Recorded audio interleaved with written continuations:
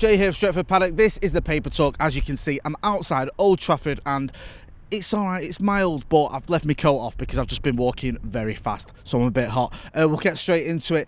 It still feels like there's a little bit of a post-mortem going on with Manchester United's result against Liverpool. I don't want to keep bringing it up, but I'll just speak briefly about it, and then we can all move on, hopefully, forever. Marcus Rashford has tweeted about it. I tweeted him about that, as Andy Tate would say. He said, "I can't lie, you haven't heard from me on here because as a United fan, I didn't really know what to say. After Sunday, I was embarrassed. I am embarrassed. Our fans are everything, and you didn't deserve that. We are working hard to try and fix this. We have to redeem ourselves." Yeah, I'm not a big fan of the player apologies post. I've spoken about it quite a few times. We always get it, don't we, after bad results. I understand, though, Marcus Rashford is a United fan. We know that about him. He's red through and through, and he will be hurting like the rest of us, so I kind of get it, but I won't mind, and I wouldn't be bothered if players didn't address results, although you can understand why he has done.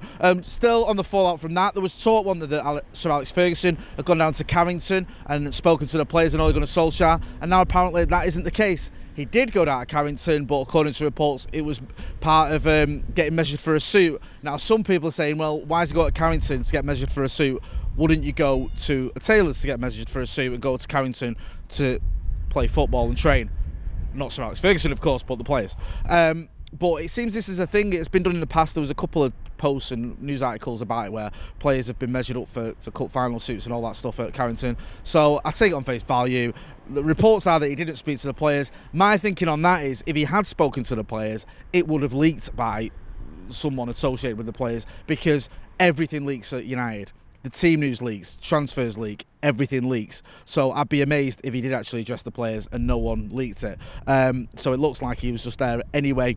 Also on the Ole Gunnar Solskjaer front, United obviously showing him that they're, for the time being, backing him. Andy Maitland was on Sky Sports talking about that. We've heard from all the usual suspects, all the ones you sort of trust and rely upon, have confirmed that. Laurie Whitwell did an extensive piece in The Athletic where he covered that and said that for now, Ole Gunnar Solskjaer's job is safe. There's also been reports that Cristiano Ronaldo has backed him, has told the players to back him as well and get behind the manager, which is always going to be a bonus for him, for Ole Gunnar Solskjaer, if he's got such a big player as Cristiano Ronaldo giving him his support, because there were reports, rumours, stories, whatever you want to call them, that Ronaldo wasn't happy, that after the Everton game, I think, where he was dropped, that he'd had a little bit of a fallout with Ole Gunnar Solskjaer, but it seems that Ronaldo is backing him. On the managerial front as well, Barcelona have sacked Ronald Koeman. Barcelona are in all sorts of trouble this season. I think are they 9th in La Liga? I think they are. 3rd in their group. Is it Group E they're in the Champions League? So it's not going well there. I think they lost 2-0 to Rayo. One of the Rayos. Velisano, is it?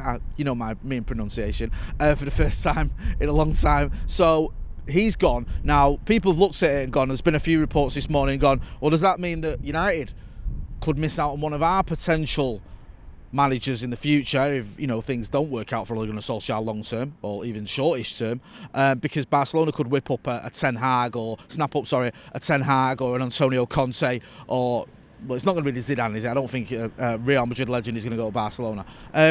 So is that going to be a bit of a sore point for Manchester United? But the latest reports are that Xavi is favourite to take over for Ronald Koeman. Xavi hasn't been on Manchester United's radar in any way, shape or form, so it looks like Xavi could be going to Barcelona to replace Ronald Koeman, which, in the grand scheme of things, doesn't have any bearing on what's going on at Manchester United, really.